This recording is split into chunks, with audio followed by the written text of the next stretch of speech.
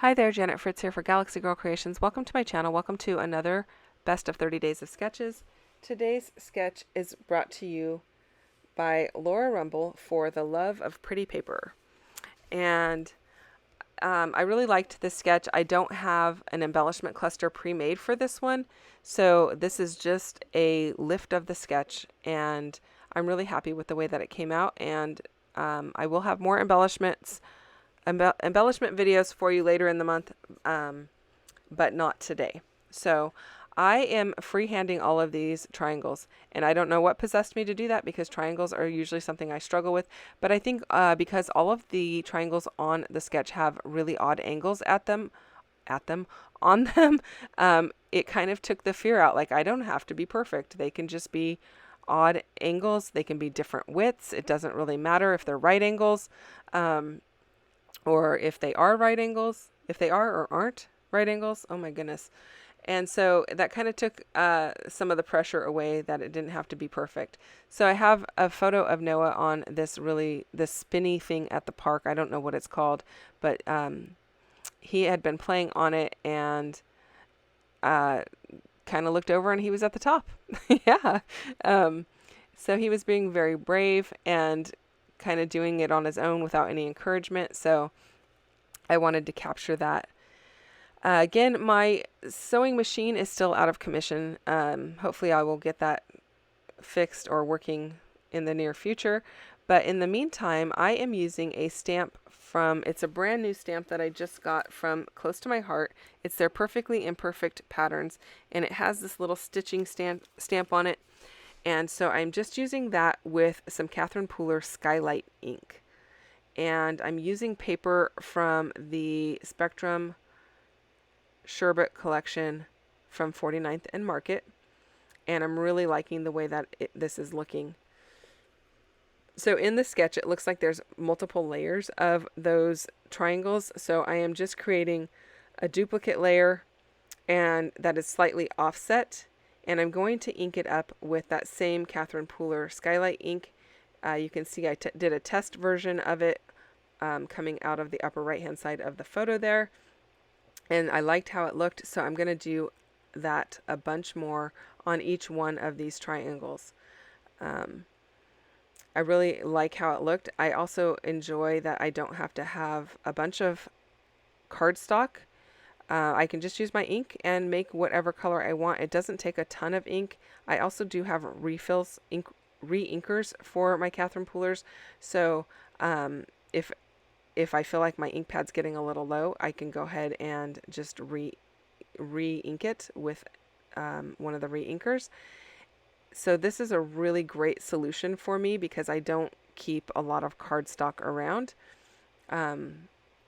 You could easily just use an ink applicator tool to ink up the edges if that is something that you would rather do, rather than creating this extra layer. You could also distress the edges. You could have used patterned paper and not worried about it. There's a lot of different ways to take this layout and make it work for you. And so those are just a few ideas that I had. But I really liked the idea of having that second layer with, in my case, a darker color. In the sketch, it is a lighter color that is below. But I liked the darker color, so that's what I went with. So now just trying to get the triangles back in an area, or back to the spot that I liked them in. And then I am going to go ahead and glue them together so that they're not separate. And I haven't done that yet. I was going to say I might have done that off screen, but no, I didn't do it off screen. First of all, I guess I am going to do it before I do anything else. So I don't think I make you sit through watching all of that. I just do a couple so you see that I did it. And then I am going to use those rub-ons that you just saw in my hands to add a little bit of additional stitching to some of those triangles. I'm also looking for some papers to back the photo with, and I've pulled out papers from the same collection. It's the 49th and Market. It's the Tidal Wave Embellishment Pack or Ephemera Pack. And so I'm pulling those out, trying to figure out which one would work. I end up using the one that's underneath it at the that is currently underneath it. But I'm going to add a layer of this vellum in this teal color, which matches, like, I don't know, I couldn't have probably planned it any better. The other option was to use a piece of white paper and ink up the edges like I did underneath the triangles. But this paper worked really well, so this is what I decided to go with. I also like, because it's a different texture. It's a little bit hard to tell that on camera because it's a very small amount that's showing, but I really do like the way that it looks. So I'm pulling out some more rub-ons. I'm using the rub-on sheet that has these little tiles. I don't even know what this one is called, but I'll put links down below for you guys, so if you're interested in them, you can find them easily. I do know that a couple of stores have been out of stock on these, so I don't even know if they're in stock, but I will put links down there so that you can find the product, and if it's not available on the site that I give you, you can at least see what the name of it is and search on your own for it. So this has been a very popular collection, and I think a couple of companies have gone out of stock on things and then restocked and then gone out of stock again. So yeah, check it out. If you haven't gotten your hands on any of it, and you're interested, I wouldn't wait, because yeah, it's been popular. It's gonna get hard to find if it's not already hard to find. So now I'm pulling out the piece of rub-ons that has the stitching on it, and I'm going to cut each of those little stitches in half and use a little bit on over 4 of these triangles. I don't want them all to match perfectly. I want them to kind of have, you know, a different look on each one, and because each end of the stitching, the rub-ons that have the stitching are different, that works. So I don't know if I just explained that well, but each one of them, each end is different on each one of those rub-ons. That's what I'm trying to say. It's been a long week, you guys, so my apologies. My brain is a bit fried. So here I go again, doing the second one. And these rub-ons come off really quite easily. They're not so easy that if you dropped it on your page, it's going to stick to it, and now you've got a mess on your page. But it is, they are easy enough to go ahead and just put down and rub on. They're not, it doesn't take a ton of effort, is what I'm trying to tell you. And I know that has been an issue with rub-ons in the past. I do think that, you know, if you left them in your stash for ages, they're probably not going to last forever, because rub-ons do have a shelf life, but they have been working very well.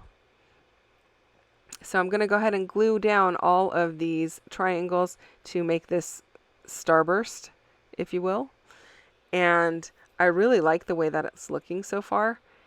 My embellishments are going to be kind of on the simple side, but that's okay. Sometimes that's what you want. You don't need to be over the top on every single layout.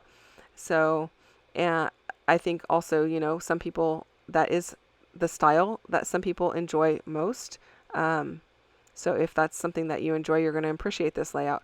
I have been known to do all sorts of different kinds. So sometimes I have a lot of embellishments and sometimes I don't. I think you can find a little bit of everything on my channel. I'm kind of like a jack of all trades, I guess. I don't know. It's mostly because I get bored really easily, so I switch things up very frequently. So I definitely wanted some texture from my tiny attacher, so I went ahead and I went ahead and stapled each end of that piece that says Good Times, and then I put a little foam under it so that the staples are not rubbing on the photo. And I'm liking the way that that's looking, but I think that my starburst has a little bit too much white. I want to grunge it up just a tiny bit. So I am using some of the rub-ons that have some text. The text is not complete. You can't read it really, and that's okay. I wasn't expecting you to be able to read it or anything like that. It's just for added texture and interest on the layout. So just putting some tiny bits here and there. I will be pulling out a text stamp, and it is from Prima. It's no longer available, or at least I can't find it. It is called Elementals Messy One. No, sorry. It's called Elementals. It's by Finnabair for Prima. It's from 2017, you guys. It's pretty old. So any text stamp would work that has a small scripty text font on it. So I'm going to pull that out, and I'm going to use a little bit more of the Skylight ink, and then I'm also going to pull out the Lime Ricky ink from Catherine Pooler. So I get more of that teal and more of the green, and it just is a slightly different text, a little bit larger, so it's just more interest. So I'm liking the way that that's looking. And what I really do like about the rub-ons is I can pull from two different colors and put them on right next to each other. So I've got the green and the teal right next to each other, and it looks like it was done with ink, maybe, because you can ink your stamp in multiple colors. So I like the way that that looks. I'm just trying to get my picture in the right spot, and then I'm going to tuck these little colored tabs in. They're not really tabs. They're like little, it looks like paint chips on the rub-on sheet, but I don't know what they are really called. So here I am doing the stamping, and I am stamping multiple times with the same ink. So multiple iterations. So it gets lighter and lighter as I stamp it off. So that is it for the stamping, but I think it finished it off really nicely. And now I am looking for a ticket to put up here at the top. I was going to use this one that has the number 5 on it, but I decided to search in there because I think there was one that said admit one, and that is the one I'm trying to find. So yep, I found it, and it says admit one, which I thought was great because, you know, when you go on a ride, it's like, you know, you get a ticket to ride. So I thought that worked well. I also found in there that little circular piece with the arrow and the piece that says Silly Good Fun. So I'm going to use those. Silly Good Fun is going to act as my title. I don't really want to add anything more than that. I'm keeping it, like I said, a little bit more on the simple side, but I am going to add a little bit to the far left hand side. I felt like it needed something over there. I do like these laser cut pieces that come with this collection, and I really liked those torn notebook edges, so I'm definitely tucking those in, and I'm kind of going with matching colors. So the piece of paper that is under the photo is green in the upper right and teal in the lower left, and so I just decided to go tone on tone with that. And this other little piece that says I don't even remember what that says. You are absolutely amazing is what it says, actually. And I'm going to leave that down in the bottom left hand side, and I'm going to add another little piece of that torn notebook edge down in that area to kind of finish it off. I did pop the Silly Good Fun up onto some foam on the edge because the photograph had so much dimension underneath it. It needed some support over under the S and the I in Silly.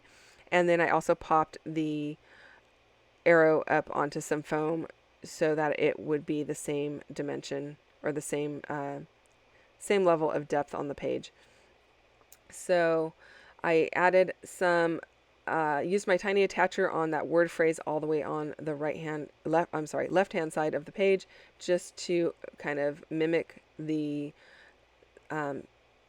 good times and add more of that metal texture. And then I'm adding some of what they call baubles and bubbles, which are really like enamel dots. Just adding a few of those to finish it off, and that is going to do it. Don't forget to check out everyone else who is playing along down below.